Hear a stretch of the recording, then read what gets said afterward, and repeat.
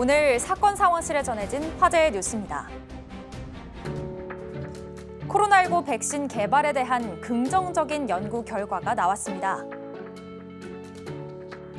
미국의 제약사 모더나가 코로나19 백신 개발을 위한 초기 임상시험에서 대상자 전원에게서 항체를 형성하는 데 성공했습니다. 이 항체는 코로나19에 감염됐다가 회복한 사람에게서 볼 수 있는 중화항체인데요. 일부 시험 대상자는 피로감과 두통, 오한, 근육통 등의 증상을 보이기도 했지만 심각한 부작용은 확인되지 않았습니다. 모더나는 현재 코로나19 백신 개발의 마지막 단계를 앞두고 있어 전 세계가 주목하고 있습니다.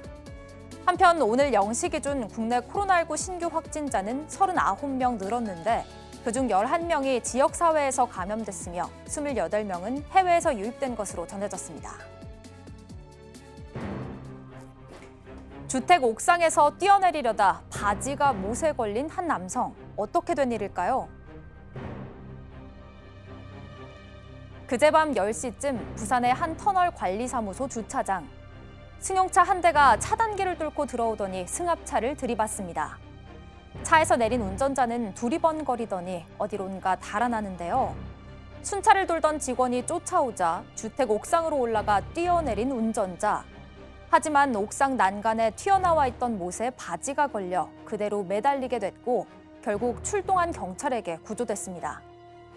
운전자는 앞서 차 2대를 잇따라 들이받고 도주하던 중이었는데요. 경찰 조사 결과 운전자는 만취 상태에다 면허도 이미 취소된 상태였습니다. 경찰은 이 운전자를 음주운전 혐의로 입건해 조사하고 있습니다. 조주빈의 범행에 가담한 공범, 남경읍의 얼굴이 처음으로 공개됐습니다. 피해자들께 하실 말씀 없습니까? 죄송합니다. 그 말 말고 더 하실 말씀 없으세요? 죄송합니다. 성착취 범죄 가담하신 동기 어떤 거예요? 죄송합니다. 혐의는 인정하시나요? 인정합니다. 경찰이 박사방의 운영자 조주빈의 성착취 범행을 도왔다는 혐의를 받는 29살 남경읍의 신상 정보와 얼굴을 공개했습니다. 남경읍은 오늘 오전 8시 검찰로 넘겨지는 과정에서 모습을 드러냈는데요. 취재진의 질문에 죄송하다며 혐의를 인정한다고 짧게 답하기도 했지만 조주빈과 관련된 질문에는 침묵했습니다. 경찰은 앞으로도 피의자들이 범행에 가담한 정도를 토대로 신상 공개 여부를 적극적으로 검토하겠다고 밝혔습니다. 네, 미국의 제약회사 모더나가 코로나19 백신 개발을 하고 있는데요. 초기 임상시험에서 의미 있는 결과를 얻었다고 합니다. 시험을 했더니 대상자 전원에게 모두에게서 항체가 만들어졌다고요.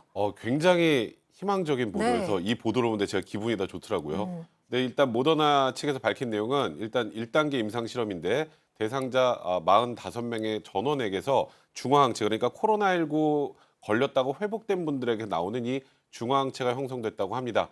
근데 이제 이런 백신에서 가장 중요한 건 중화항체 항체 형성도 중요하지만 부작용이거든요. 그렇죠. 근데 일단은 피로감과 근육통, 발열 증상을 호소한 분들이 좀 있었다고 하지만 아주 심각한 부작용을 호소한 사람들은 없었다고 합니다. 앞으로 2단계, 3단계 임상이 더 진행돼야겠지만 일단 전원에게서 중화항체가 형성됐다는 것만으로도 굉장히 좀 의미 있는 내용이 아닌가 싶습니다. 네. 자, 그렇다면 이 코로나19 퇴치를 위한 빛이 한 줄기 빛이 보이는 상황에서 우리나라 상황이 어떤지 한번 살펴보겠습니다. 새롭게 확진 판정을 받은 사람들이 몇 명이나 되나요? 네, 중대본의 오늘 자정자 발표에 따르면요, 39명이 추가됐습니다. 어제 그 전날 이제 33명이었는데 이틀 연속 30명대를 유지했고요. 지역 발생은 총 11명입니다. 서울 6명, 경기 3명, 합해서 수도권이 9명이고요. 그리고 광주와 대전에는 그 전날에 지역 감염 사례가 한 명도 나오지 않았지만 이제 한 명씩 나오면서 0명 기록이 깨졌고요. 지역 발생 확진자는 감소했습니다. 하지만 해외 유입 사례가 이제 늘고 있는데요. 그래도 불행 중 다행인 것은 공항이나 항만 검역 과정에서 확진된 인원이 23명이고요. 28명 중에 그리고 나머지 5명도 어제 지역 거주지나 또는 임시 생활 시설에서 자가 격리 중에 양성 판정을 받았습니다. 네. 자, 올 가을 겨울에 코로나19 2차 대유행이 있을 거다 이런 얘기들이 나오면서 또 많은 사람들이 불안해하고 있는데 특히 해외 유입 사례가 계속해서 늘면서 정부에서 대책을 내놨습니다. 방역을 강화하는 대상이 되는 나라를 2개 더 추가하기로 했습니다. 예, 현재까지 방역 강화 대상 국가가 총 4개 나라입니다. 방글라데시, 파키스탄, 그다음에 카자흐스탄, 키르기스탄인데 이 4개 국가에서 오는 20일부터는 2개의 나라를 추가를 해서 총 6개의 나라를 방역 강화 대상 국가로 선정한다라고 밝혔는데 외교적인 문제 때문에 추가되는 2나라가 어떤 나라인지는 밝히지 않았습니다. 네. 다만 일각에서는 최근에 해외 유입 사례 중에 감염자가 많이 나오고 있는 필리핀이나 우즈베키스탄 이 2나라가 추가된 게 아니겠느냐라는 관측이 나오고 있는 상황입니다. 2개 국가가 추가가 되긴 했지만 어느 나라인지는 밝혀지지 않고 추정만 있는 상황입니다.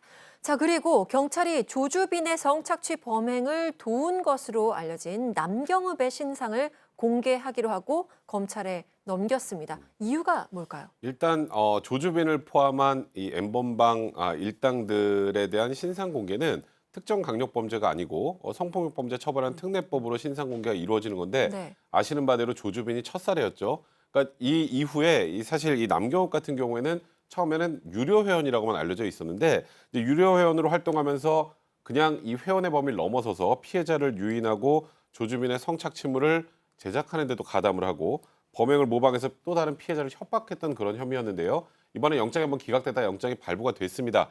그리고 신상공개위원회가 열려서 사실 지금 이 디지털 성범죄 관련된 국민들의 분노가 굉장히 큰 상황 아니겠습니까? 그렇죠. 경각심을 높여줄 필요도 있다라는 판단을 한 것 같고 여러 가지 재범 방지 측면까지 고려를 해서 신상 공개를 하기로 전격적으로 결정을 한 겁니다. 네.